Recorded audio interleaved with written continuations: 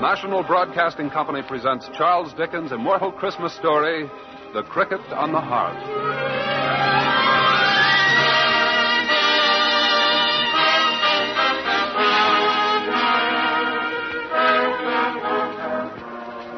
Old Caleb Plummer and his blind daughter lived all alone by themselves in a little cracked nutshell of a wooden house. And what a miserable little place it was. But under its crazy little roof lived the man who did the work which made Gruff and Tackleton famous. You see, Gruff and Tackleton sold toys, and it was Caleb Plummer who made them. Yes, Caleb Plummer made toys and lived in his shabby little house, while Gruff and Tackleton became the largest toy merchants in all England. And so, even on the night before Christmas, Caleb Plummer sat in the toy shop, carving away industriously at some last-minute animal.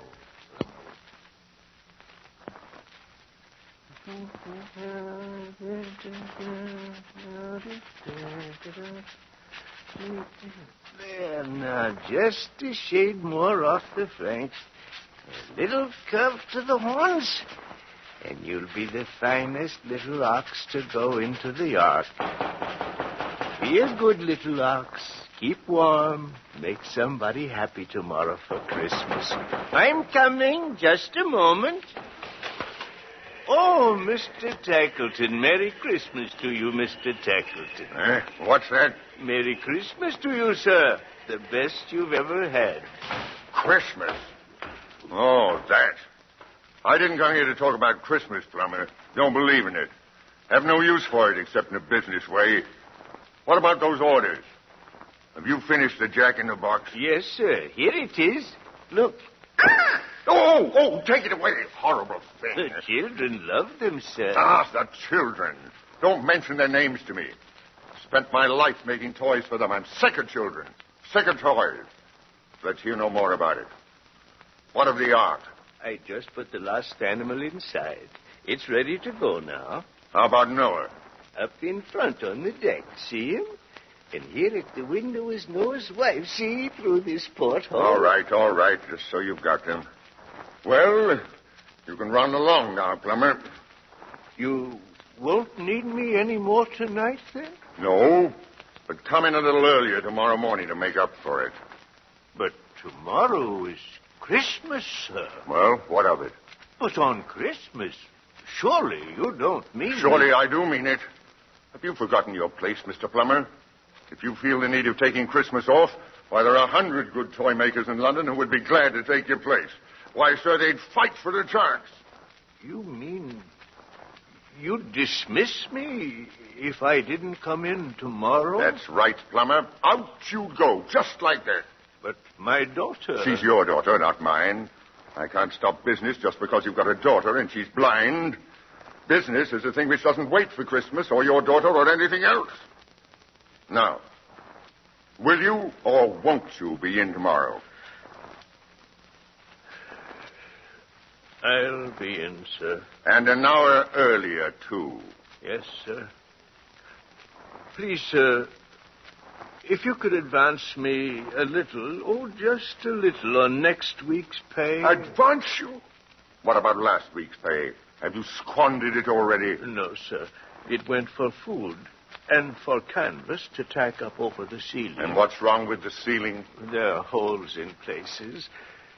The snow drifts in at night sometimes, so we just thought we'd buy canvas and not trouble you with our silly problem. Yeah. So, you see, our money, it didn't quite stretch, and, well... Well, what? Speak up, Plummer. Well, it's gone, sir. Are you without food? No, sir, but... You have wood for the stove? Yes, sir. There's sufficient covering for the bed? Yes, sir. In other words, you're asking me for money when you already have food, warmth, and a bed to lie in? Plummer, that's downright greed. As for the advance, no. You spent your past wages, now you must wait until next week. You must learn thrift. But could you... Only a few pence, that's all. She's blind, sir. All alone in the house all day. In the dark, all alone. nothing to live for but her father's footstep on the stairs. Please, sir, a tree would mean so much to her. I'm sorry, Plummer. There's no good working out my sentiment. I'm determined to teach you a lesson, and teach you I shall, even though it hurts me to do so. Good night, Plummer. And remember, 1 hour earlier tomorrow morning, Christmas or no Christmas.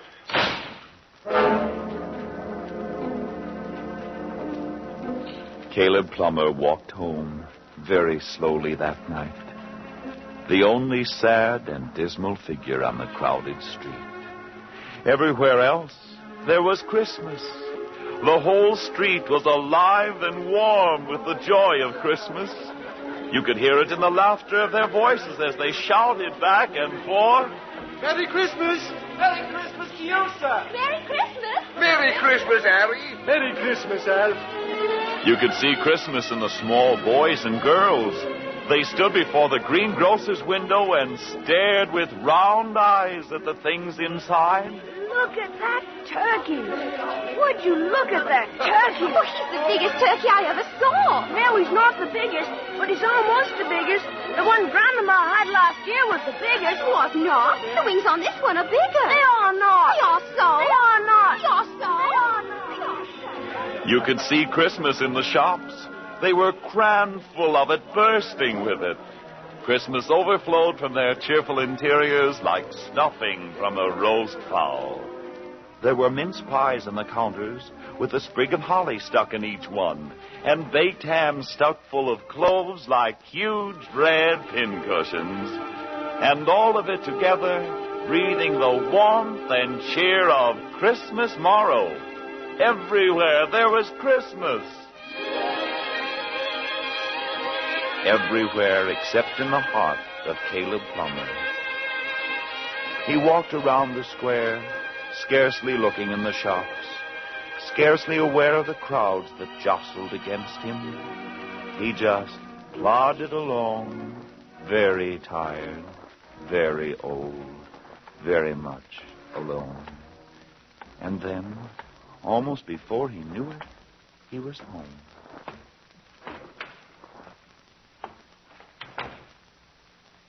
Father, it's you. For a moment I didn't recognize your step. It was so different. You must be tired tonight. Tired? What a silly girl you are. Your father's much too young a man to grow tired. How was the day, Mary? Oh, not too long. I sewed dolls' dresses all morning. And then this afternoon I put shoe button eyes on the animals. If it were only as easy to... To put eyes on me. That's what you were going to say, wasn't it? Sometimes I wish I could, too. Just look at the world through shoe button eyes. But, well, it really doesn't matter too much. I have my own world here. It's a kind and comfortable world. Perhaps that's because I've always seen it through your eyes. Do you mean that, Mary? Yes. But all the same, you do want to see, don't you? Oh, sometimes, yes. When I'm alone here, and the clock ticks, and the darkness is all over. Times like that, if it weren't for the cricket, I don't think I could... Is he still here? Oh, yes. And he still chirps away? All the time. He keeps me from being lonely. They say it's luck, Mary. To have a cricket on the hearth is the luckiest thing in the world. Father, is anything wrong? You seem so quiet tonight, and you speak strangely. Oh, not a thing, girl, not a thing. A hard day at the shop, but that's all. Oh, that's not the real reason, Father. But now I know what it is. What? Without asking, I know there's a fir tree in the room. Your step didn't have its usual lightness tonight, and that's what you were carrying. You even set it down without my hearing it. It's true, isn't it, Father?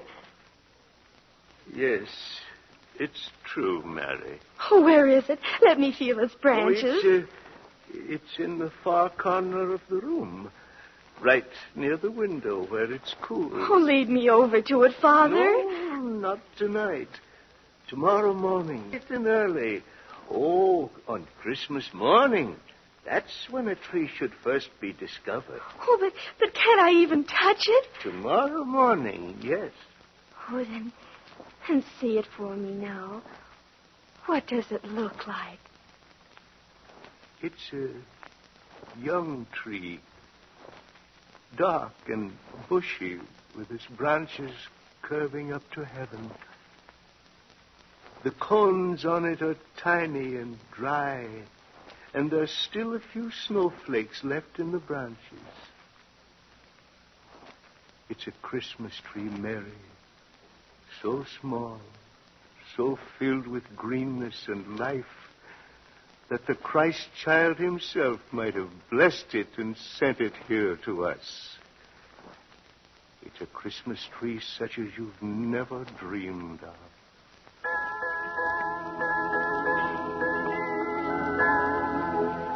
And so, on that Christmas Eve, Mary dreamed of a small fir tree with bright berries of holly entwined in its branches. She dreamed of snow and the jingling of sleigh bells, and she saw the Yule log burn cheerfully in the fireplace. She heard the chestnuts pop and crackle, and from somewhere on the hearth, she even heard the voice of her merry friend, the cricket. Outside, the church bells rang and pealed and reverberated over the white roofs of London. And inside, the cricket chirped as though he too would add his bit of praise to that of the bells. Lying there on his cot, shivering in the coldness of the room, Caleb Plummer closed his eyes. In the silence of his heart, he spoke as though to a friend. Don't let her find out now, dear Lord. She doesn't have to know that I am an old man and that it's a hovel here. She doesn't have to know that. I've given her another world. Maybe it's a make-believe one, but it's real to her. That's why I say, Lord, please keep it that way for her. Don't let her find out. I believe if you set a tree down in that corner tonight, it would be there tomorrow. It really would, Lord, and I believe it. Please make a miracle. Please let a tree be there when she wakes up tomorrow. Caleb Plummer fell asleep, believing in a miracle. And the cricket began to chirp again, and his song was like a blessing to the room.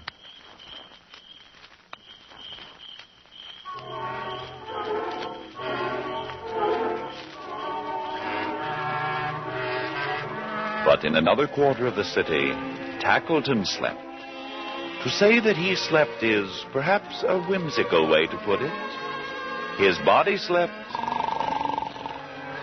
but his mind, that was a different thing. Dream after dream succeeded each other in rapid sequence. One minute he was jumping from star to star, like someone crossing a river on stones. And the next moment, he had missed one of the stars and dropped like a plummet back to earth again.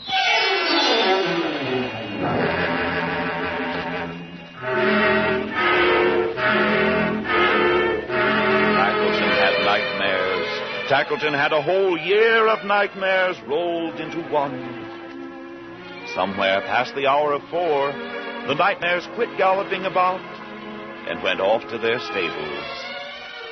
And peace came at last to poor Tackleton's brains.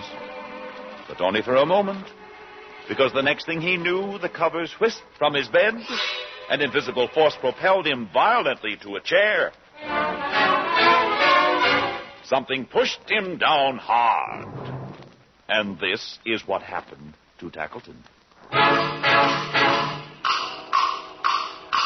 Hear ye, hear ye, hear ye. The court is now in session. Quiet. Quiet, I say. Quiet. Order in the courtroom. I am Noah. I am captain of this ark. I want no more interruptions from any of you.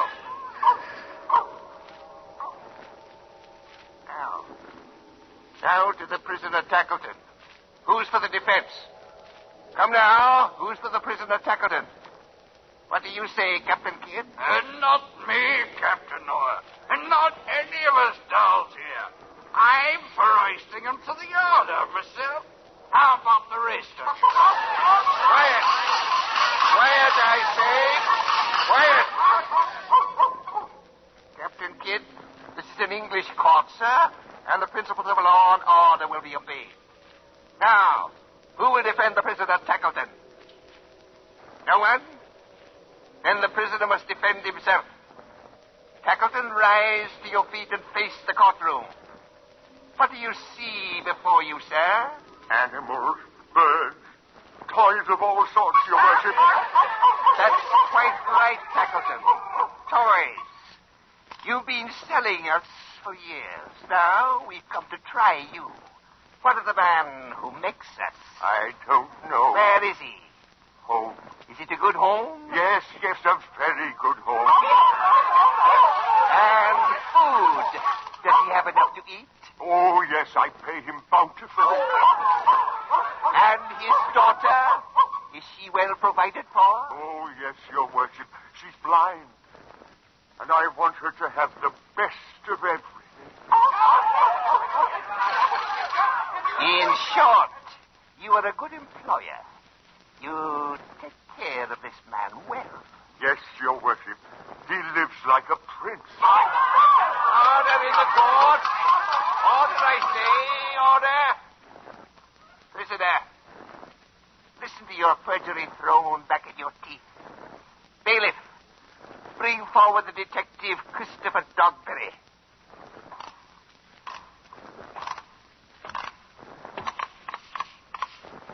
Christopher Dogberry, you were the paid agent of the assembled toys, yeah? Yes, Your Honor. Tell us about your findings in this case. Well, in the first place, the prisoner here is a downright liar.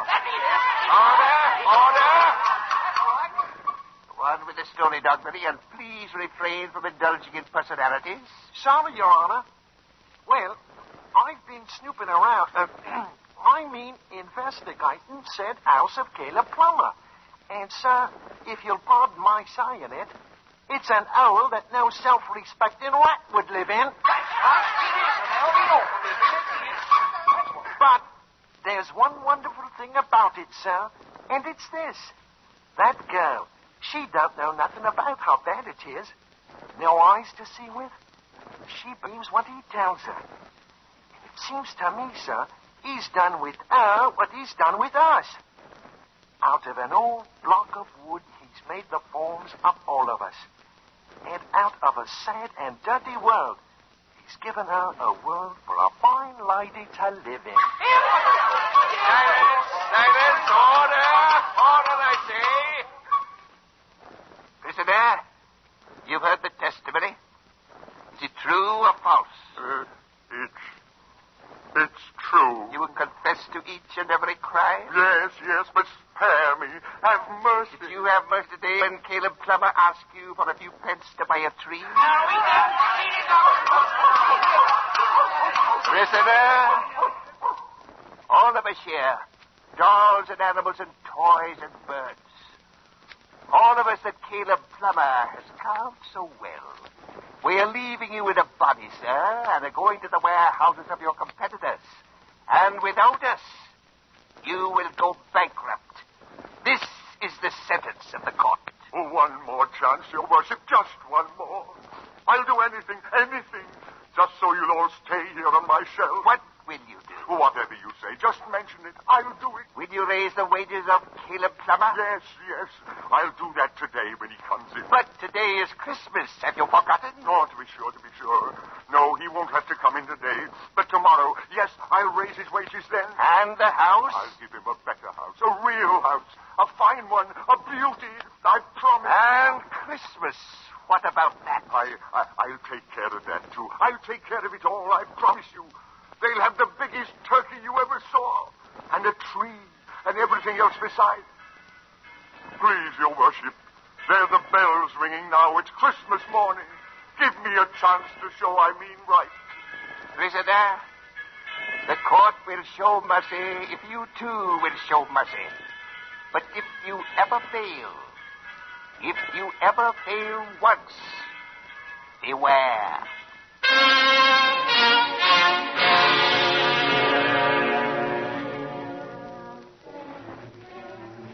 And when Tackleton woke up, he was sitting in his bedroom chair, weeping and laughing and shivering with the clear Christmas air that filled the room. Tackleton went to the window and looked out. Never before had the world looked so bright, so cheerful, so filled with hope and promise.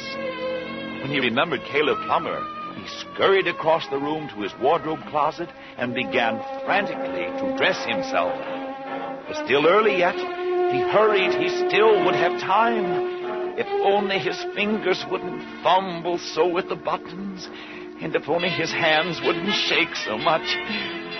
He almost tumbled down the stairway in his eagerness to get to the shop. And here is how a miracle came to pass. Hello there, storekeeper. Chestnuts, fruit, pies, tarts. Bother the price. Baskets full. Just pile them high on the best of everything.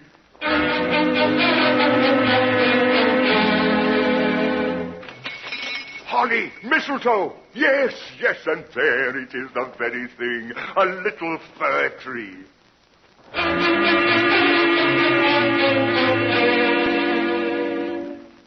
I want some hams, those little ones. And a turkey, the biggest, fattest one you have.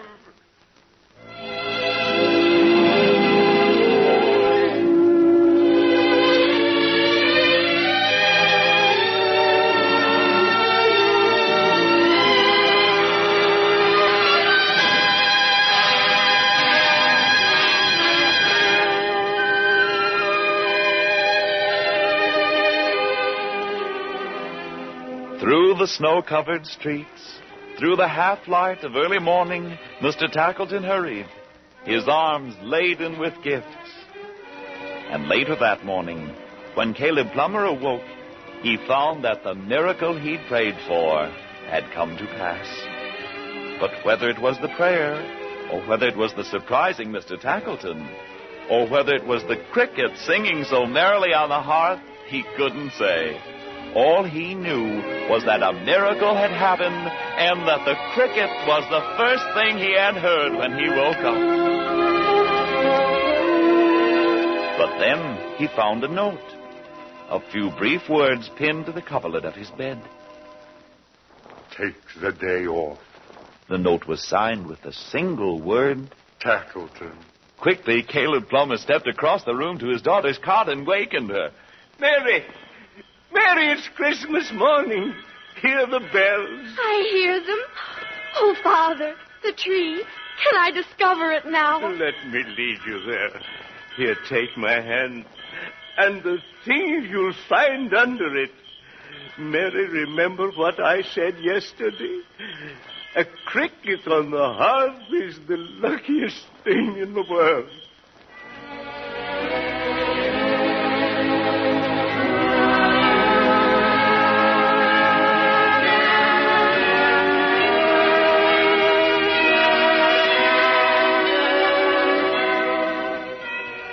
And so our story ends with the chirping of the cricket. May his joyous Christmas carol bring luck to your hearth too, so that all of us may one day sing it as he so cheerfully does. Peace on earth, goodwill to men.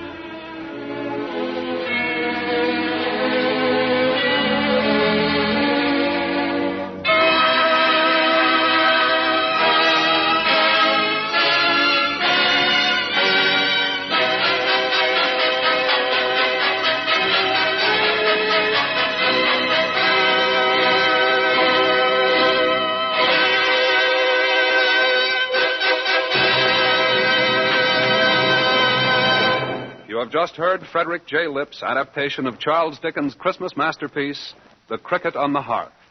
Mr. Tackleton was played by Arthur Sedgwick, with Charles Eggleston as Caleb Plummer. Everett Clark was the narrator. The orchestra was under the direction of Joseph Colicchio with original music by Dr. Roy Shield. The entire production was under the direction of Albert Cruz. This is NBC, the National Broadcasting Company.